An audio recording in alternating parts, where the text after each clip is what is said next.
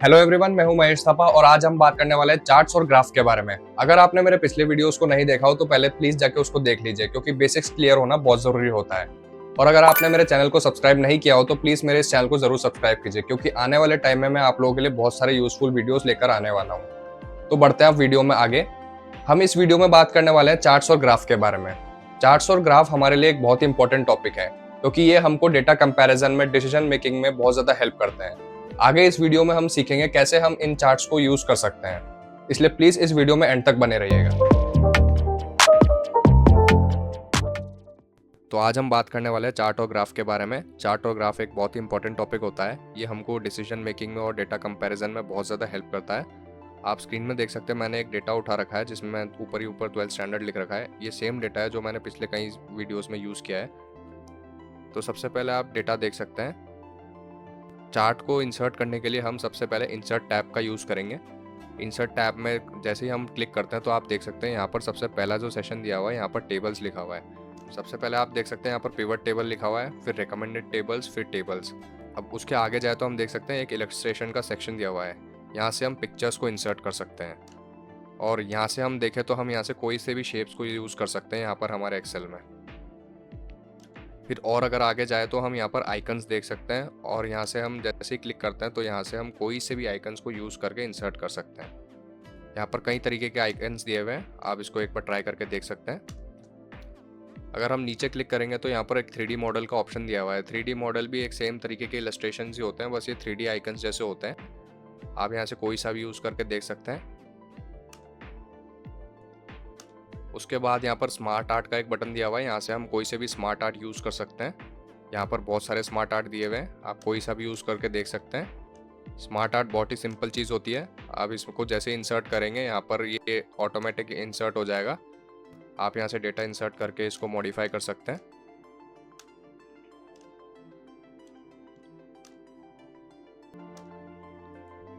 Smart art के बाद एक स्क्रीनशॉट का ऑप्शन है जहाँ से हम स्क्रीनशॉट ले सकते हैं।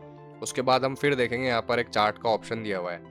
यहाँ पर हमें रिकमेंडेड चार्ट्स और कई अलग अलग तरीके के आइकन्स बने हुए दिख रहे हैं जहाँ से हम चार्ट्स को यूज़ कर सकते हैं। अगर हम उसके आगे देखेंगे तो हमको और भी स्पार्क लाइंस करके अलग अलग कैटेगरी के ग्राफ्स दिखने को मिल सकते हैं। अगर हम चार्ट्स के आगे देखेंगे तो यहाँ पर स्पार्क लाइंस दिखा हुआ है। स्पार्क लाइंस में और भी कई तरीके के ग्राफ शामिल है जिसको हम यूज़ कर सकते हैं। तो अभी हम सबसे पहले चार्ट को इंसर्ट करना देखते हैं। तो सबसे पहले आप देख सकते हैं यहाँ पर 12th स्टैंडर्ड की मार्कशीट दी हुई है। अब मैं एग्जाम्पल के लिए बहुत छोटा डेटा यूज़ करूँगा, इसलिए मैं इसके नीचे के डेटा को डिलीट कर दूंगा ताकि आपको ईजिली समझ आ जाए।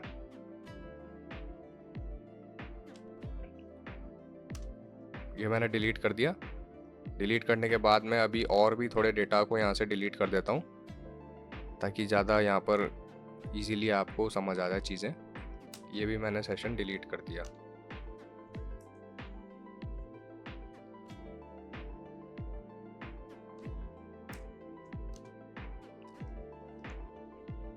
सेशन को डिलीट करने के बाद आप देख सकते हैं यहाँ पर अभी सिर्फ इतने से कॉलम बचे हुए हैं, जिसमें पहला कॉलम है सीरियल नंबर, दूसरा रोल नंबर, फिर नेम, फिर अकाउंटेंसी, इंग्लिश, मैथ्स और इकोनॉमिक्स।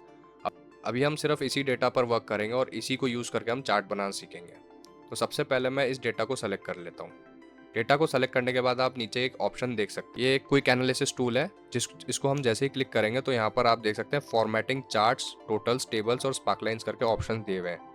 हम चाहे तो यहाँ से भी यूज़ कर सकते हैं और चाहे तो ऊपर से भी यूज़ कर सकते हैं।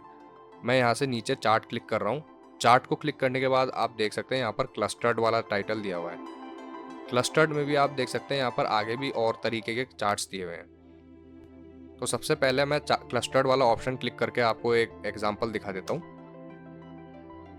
अभी मैंने क्लस्टर्ड ऑप्शन को क्लिक किया था।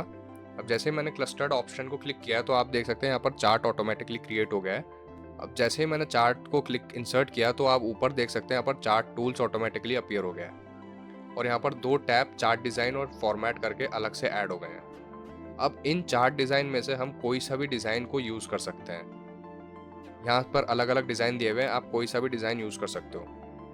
अभी मैं स्टाइल 8 यूज़ कर लेता हूँ, और यूज़ करने के बाद यहाँ पर हम कोई से भी हेडिंग दे सकते हैं। हेडिंग के लिए मैं दे देता हूँ मार्क्स ऑफ स्टूडेंट्स। बनने के बाद मैं इसको क्लोज कर दूंगा। आप देख सकते हैं हमने एक क्लस्टर चार्ट को यहाँ पर इंसर्ट कर दिया है। अब इसमें मैं हम अलग अलग तरीके के चार्ट को इंसर्ट करके देखते हैं। इसको मैं डिलीट कर देता हूँ। अब मैं दोबारा इंसर्ट टैब पे चले जाता हूँ।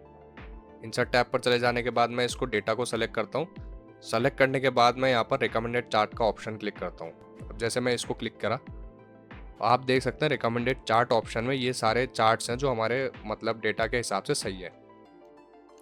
अब ऊपर वाला क्लस्टर्ड कॉलम चार्ट है जो हमने यूज़ करके देख लिया। अब नीचे वाला यूज़ करके देखते हैं इसको। आप देख सकते हैं यहाँ पर चार्ट ऐड हो गया है और सेम वही तरीके से यहाँ पर चार्ट टूल्स वापस से ऐड हो गया है और हमको यहाँ पर अलग अलग डिज़ाइन देखने को मिल सकते हैं। हमने यहाँ पर इस वाले को सेम डिज़ाइन को क्लिक किया है। इसी तरीके से हम किसी भी चार्ट को इंसर्ट कर सकते हैं। अब मैं इसको दोबारा डिलीट कर देता हूँ। और अगर हमको चार्ट को डिलीट करना है तो डिलीट करने के लिए मैं सबसे पहले इस वाले एरिया को क्लिक करूँगा। ऊपर आने के बाद फिर मैं यहाँ पर डिलीट बटन को प्रेस कर दूँगा, चार्ट डिलीट हो जाएगा। अब मैं आपको एक दूसरा एग्जांपल दिखाता हूँ। एग्जांपल के लिए मैं एक छोटा सा एक डेटा लेके दिखाता हूँ।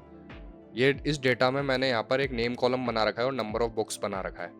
यहाँ पर मैंने 3 बच्चों के नाम इंसर्ट कर रखे हैं और यहाँ पर कुछ नंबर ऑफ बुक्स मैंने इंसर्ट किए हुए हैं। अब मैं इस डेटा को लेकर पाई चार्ट बनाना चाहता हूँ।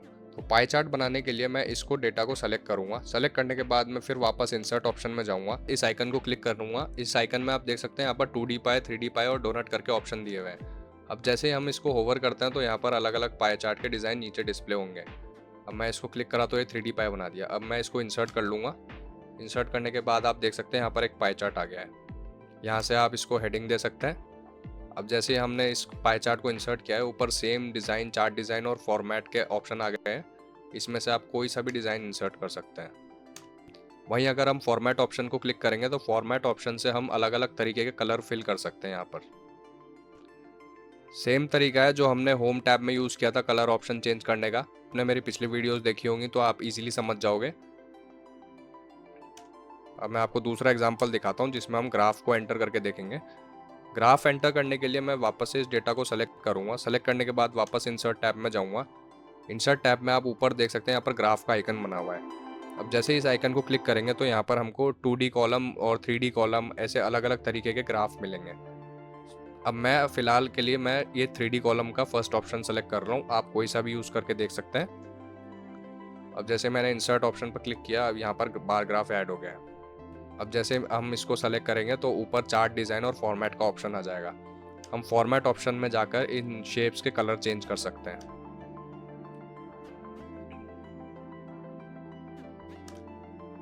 इसका हमने बैकग्राउंड सेलेक्ट करके अलग कर दिया। अब फॉर्मेट करने के लिए यहाँ पर 3 ऑप्शन दिख रहे हैं, इसको भी क्लिक करके देख सकते हैं आप। यहाँ पर अलग अलग तरीके के कलर्स के स्टाइल आ रहे हैं, कोई सा भी सेलेक्ट करके आप देख सकते हैं। आप देख सकते हैं ये कलर कैसे चेंज कर रहा है।